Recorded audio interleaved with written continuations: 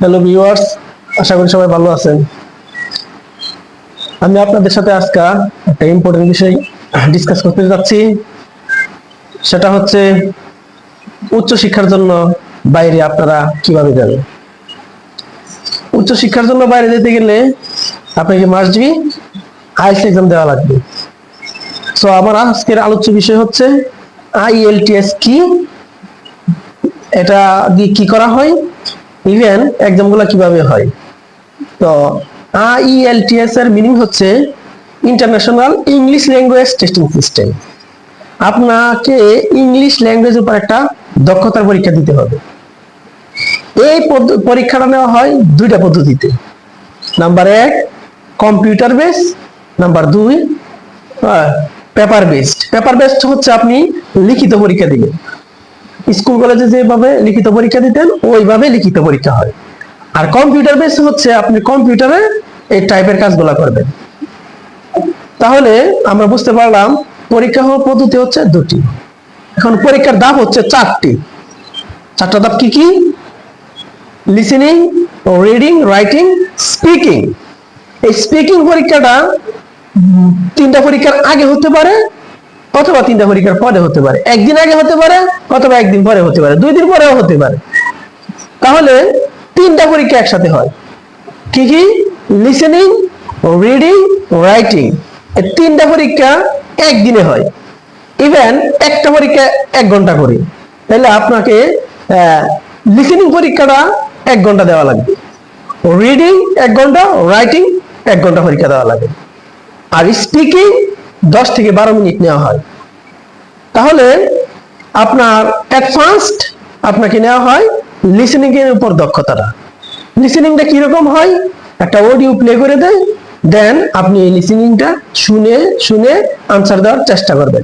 এই লিসেনিং এর কোয়েশ্চেন থাকে 40টায় মার্ক থাকে 9। তারপরে আপনাকে পরীক্ষা দেওয়া লাগে রিডিং। রিডিং মিন্স হচ্ছে আপনি এসএসসি ইন্টার ক্লাস 8 যে পরীক্ষাগুলো দিতেন স্কুলে, ওইটা হচ্ছে রিডিং। প্যাসেজ থেকে খুঁজে খুঁজে আনসারগুলো বের করতে হয়, এটা হচ্ছে রিডিং। আর রাইটিং হচ্ছে দুইটা পার্ট থাকে রাইটিং এ। একটা হচ্ছে graph chart or pie chart or table chart, bar chart, flow chart, এগুলো একটা। ওইটাতে নাম্বার থাকে 20। আর থাকে একটা রচনা থাকে। রচনার সিস্টেম হচ্ছে আপনার আরেকটা এক্সাম দিতে হয়েছে রাইটিং টেস্টের মধ্যে। আরেকটা একটা হলো chart, pie chart, flow chart বললাম। আরেকটা হচ্ছে আপনার রচনা, এসে। এই এসেটা আমরা স্কুল কলেজে যে প্যাটার্নে পরীক্ষা দিতাম ওই প্যাটার্নে হবে না, এটা একটু ডিফারেন্ট। কিরকম ডিফারেন্ট? ওইটাতে থাকলে রচনা থাকলে advantage, disadvantage, cause and solution, problem and solution, advantage, disadvantage, agree, disagree, এই টাইপের রচনাগুলো থাকে। এবং এটাতে থাকে আপনার 40 মার্ক, সময় থাকে 40 মিনিট। আর এই প্যারাগ্রাফ যেটা বলছিলাম ফ্লো চার্ট, পাই চার্ট, ওইটাতে সময় থাকে 20 মিনিট, টোটালি 1 ঘন্টা। এখন আলোচনার বিষয় হচ্ছে স্পিকিং পার্টটা নিয়ে। স্পিকিং পার্ট 3টা পার্ট থাকে, পার্ট 1, পার্ট 2, পার্ট 3। তাহলে পার্ট 1 এ কি কি কোয়েশ্চেন করা হয়? সেটা হলো বেসিক কোয়েশ্চেন গুলো করা হয়, যে may I know your full name, how can I call you, where are you from, may I see your ID, এই টাইপের কোয়েশ্চেন গুলো করা হয় আর কি। How many brothers and sister do you have, এগুলো হলো পার্ট 1। এই পার্ট 1 থেকে আপনাকে কোয়েশ্চেন করবে 8-10টা। তারপরে আসবে পার্ট 2। পার্ট 2 হচ্ছে মনোলগ। এটা কিন্তু ডায়লগ না, ডায়লগ হচ্ছে 2জন পার্সন কথা বলে। আর মনোলগ হচ্ছে জাস্ট দিয়ে আপনাকে সময় দিবে, জাস্ট আপনি 2 মিনিট কথা বলবে। একটা টপিক জুড়ে দিব আপনাকে। টপিকটা হতে পারে আপনি অনলাইনে শপিং করা পছন্দ করেন না অফলাইনে শপিং করা পছন্দ করেন, আপনি কি শপিং মলে যান না স্ট্রিট মার্কেটে যান। এই একটা টপিকস নিয়ে আপনাকে 2 মিনিট কথা বলতে হবে। তাহলে আপনি এই 2 মিনিট কথা বলতে আপনাকে সময় দেওয়া হবে। এখন আপনি এই 2 মিনিটের ভিতরে আপনাকে স্টপ করে দেওয়া হতে পারে। এই 1 মিনিট কথা বলছেন, তারপর আপনি বলতে পারে স্টপ হিয়ার। আবার আপনাকে বলতে পারে ফুল 2 মিনিট কথা বলার জন্য। এই 2 মিনিট কথা বলার জন্য এর আগে আপনাকে প্রস্তুতিমূলক 1 মিনিট টাইম দেওয়া হবে। আপনাকে একটা পেপার এন্ড পেন্সিল দেওয়া হবে, ওইটাতে আপনি কিওয়ার্ড লিখবেন। কিওয়ার্ড কি? যে আপনি শপিং মলে গিয়ে কি কি কাজ করেন, শপিং মলের সাথে ফার্স্ট গিয়ে সেরা আপনার শপকিপারের সাথে কথা বলেন, কিভাবে কথা বলেন, শপকিপারের কোয়ালিটি কি রকম, এই একটা নোট লিখবেন। 1 মিনিট সময় দেওয়া হবে, তারপরে স্টার্ট করবে। 2 মিনিটের আপনার লেকচার দিবেন, এই 2 মিনিটের ভিতরে আপনাকে স্টপ করে দিতে পারে, এটা আনসার্টেন। দেন পার্ট 3 কে আপনাকে কোয়েশ্চেন করা হবে এই শপিং মল রিলেটেড। এখন প্রশ্ন হচ্ছে আপনার এটা মার্কটাকে 9 নাম্বার, এই 9 নাম্বারের থেকে আপনাকে কত নাম্বার দিবে? আপনার যদি আইএলটিএস মানে হচ্ছে প্যারাফ্রেজ করা, আপনি যদি প্যারাফ্রেজ জানেন তাহলে আপনার আইএলটিএস এর মার্ক খুব ভালো হবে। প্যারাফ্রেজ জানেন না, আপনার আইএলটিএস এর মার্ক কমে আসবে। ঠিক আছে, মোটামুটি পরীক্ষার দাঁড়াইলে যে কেউ যদি এক্সামে দাঁড়ায় তাহলে সে 5 5.5 পায়। আপনি যদি ভালো মার্ক তুলতে চান তাহলে আপনাকে প্যারাফ্রেজ ইউজ করে কথা বলতে হবে। যেমন প্যারাফ্রেজ ইউজ করা কেমন? প্যারাফ্রেজ শব্দের অর্থ হচ্ছে ঘুরিয়ে ফিরিয়ে কথা বলা, একটা কথাকে আপনি ঘুরিয়ে কথা বলবেন।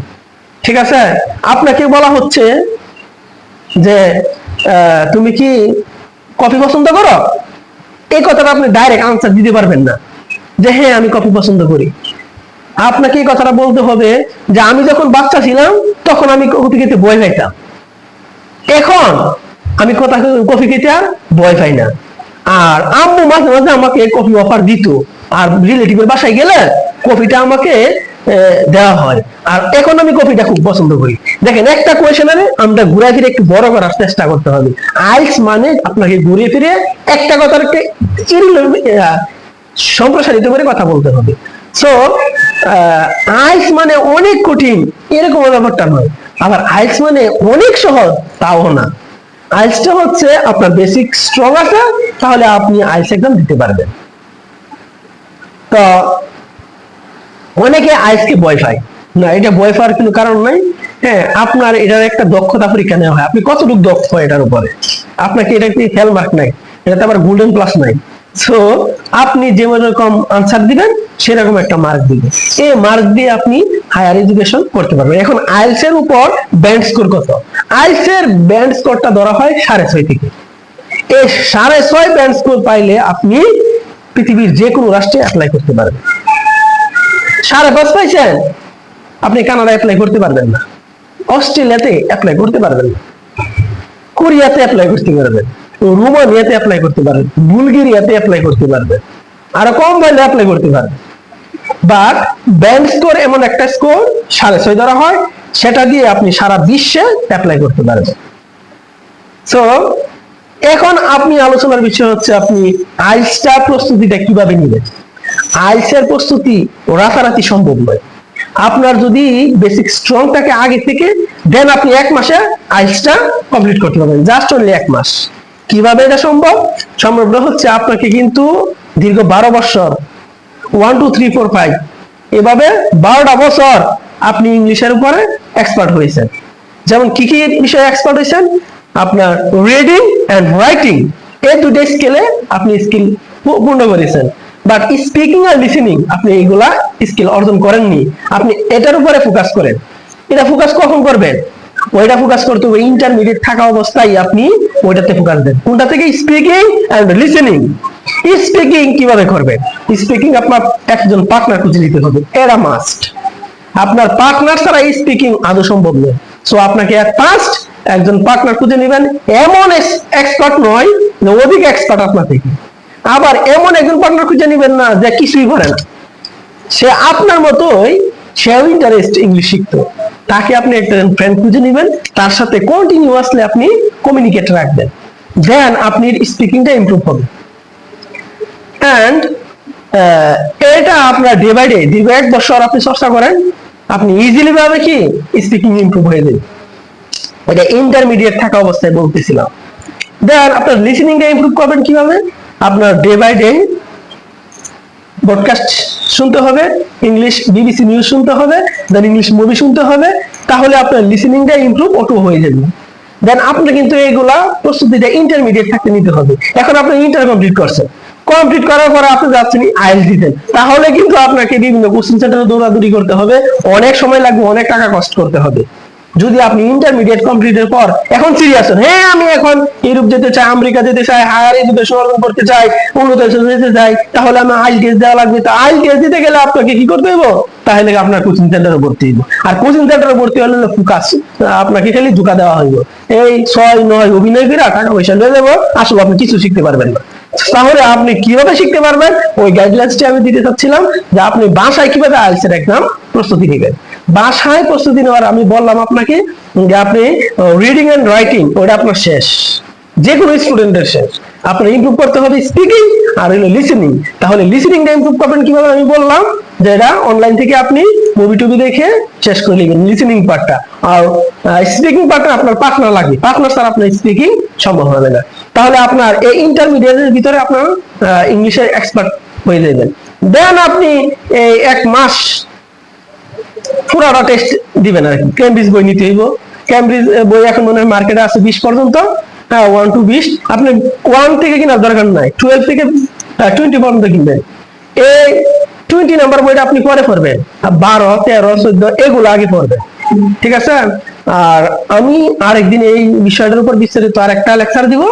হ্যাঁ, আর যদি কারো কোনো কোয়েশ্চেন থাকে তাহলে কমেন্ট বক্সে কমেন্ট করবেন, আর আমি আনসার দেওয়ার চেষ্টা করব।